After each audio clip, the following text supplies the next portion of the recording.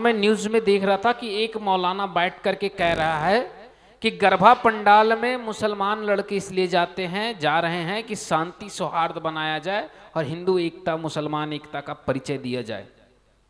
आज उस मौलाना से मेरा सिर्फ एक सवाल है, ऐसे मूर्खों से जो ये कह रहे हैं कि यह हिंदू मुसलमान का प्रमाण है, गरबा में आ रहे हैं तो हमें आने देना चाहिए। उन हिंदुओं से सिर्फ मेरा एक प्रश्न है कि होली में मुसलमान कहते हैं कि मस्जिदों के सामने रंग मत खेलना, मुसलमान अगर जा रहा हो तो उस पर रंग नहीं फेंकना चाहिए, इस्लाम का अपमान, इस्लाम में होली खेलना हराम है। जब आपको दीपावली में लक्ष्मी पूजा पर आपत्ति है, अगर आपको इतनी ही श्रद्धा है तो घर में लक्ष्मी पूजा क्यों नहीं करते? जिन मुसलमानों को आपके गणेश पूजा से आपत्ति है और गणेश पूजा पे पथराव और तोड़फोड़ करते हैं, आज वो मुसलमान कह रहे हैं कि देश में हिंदू पंडालों में गरबा खेलने के लिए हमारा शांति और एकता का प्रतीक है। एकता का प्रतीक है, माना तुमने कहा कि हिंदू मुसलमान का एकता होगी अगर मुसलमान के बच्चे हिंदू पंडालों में जाएंगे मौलाना, तो मौलाना मेरी इस बात का जवाब दो कि अगर हिंदू एकता साबित करना है तो आप अपने मस्जिदों में ही दुर्गा पूजा रख दीजिए और हिंदू लड़कों को ही निमंत्रण दीजिए, हम आएंगे, हम वहां आएंगे। और एकता ये कैसा है कि मुसलमान लड़के तो आ रहे हैं पर मुसलमान लड़कियां नहीं आ रही है गरबा खेलने। अगर गरबा आपको प्रिय और आपकी अपनी संस्कृति लगती है तो गरबा आप मस्जिदों में क्यों नहीं आयोजन करते? आप घर घर में बुला करके ही मुसलमान लड़कियों को क्यों नहीं हिंदू लड़कियों के पास बोलते जाके गरबा सीखो? यह एक केवल षड्यंत्र है। 2017 के बाद 2014 के बाद जब इन कट्टरपंथियों की हड्डियां टूटने लगी पत्थरबाजी करने से, तो ये नकली भाईचारे वाले लोग बन गए। लेकिन इनकी भाईचारा आज भी एक तरफा है। गरबा खेलेंगे लेकिन केवल मुसलमान लड़का। दुर्गा जी पर आस्था है पर मस्जिद या अपने घर में नहीं रखेंगे। दीपावली में इनको दियों से आपत्ति है, एक दिया जलाओ भारत की अर्थव्यवस्था बढ़ जाएगी। कहने वाले मौलानाओं को भी ईद मुहर्रम में शांति और भाईचारा की त्यौहार नजर आता है। दुख इस बात का नहीं कि ऐसा करते, दुख इस बात का है कि ऐसा करने के बाद भी इसके साथ कुछ नहीं होता है।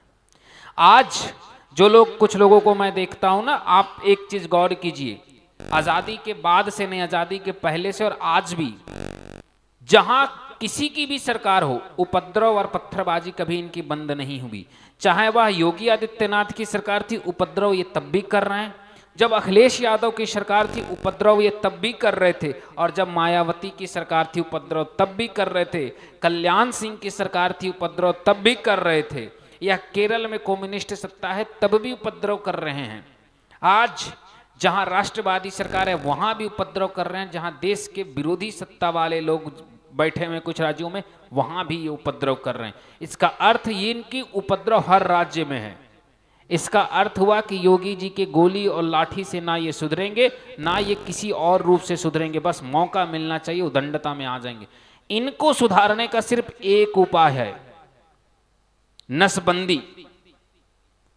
अगर आपने इनकी नसबंदी करना शुरू कर दिए, कम से कम 5000 या 2000 का भीड़ में केवल 50 लोगों की नसबंदी बाय फोर्स कीजिए, देखिए 14 दिन के अंदर ये सुधर जाएंगे। शांति और सौहार्द की ये जितनी परिभाषाएं हैं सब बंद हो जाएगा।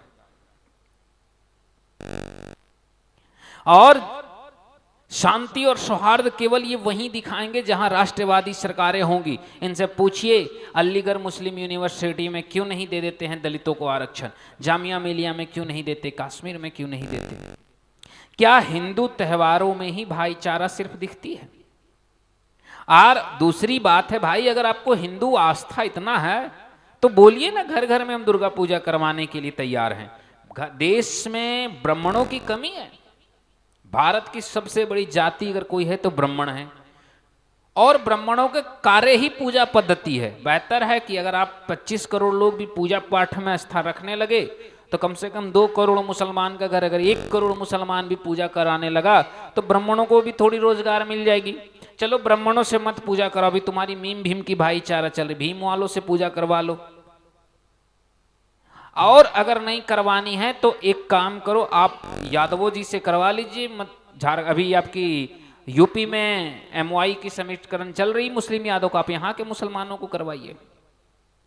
लेकिन आप नहीं करवाएंगे करना आपको उदंडता है सिर्फ मस्जिद में, और हिंदू जब तक नहीं समझेगा तब तक ये चीज उसके साथ होता रहेगा।